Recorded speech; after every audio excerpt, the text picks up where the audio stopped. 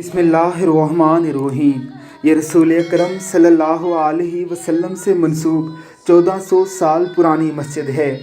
Saudi अरब के एक शहर में आज भी कायम व दायम है। अगरचे सऊदी अरब की गवर्नमेंट ने इर्द गिर्द आहनी जालियाँ लगाकर इसे महफूज कर लिया है। मस्जिद आज भी पूरी आबो ताब के साथ शिकस्त और रेख्त का शिकार हुए बगैर उन्हीं बुनियादों पर खड़ी है जिस पर इसे रसूलुल्लाह सल्लल्लाहु अलैहि वसल्लम ने तामीर किया था।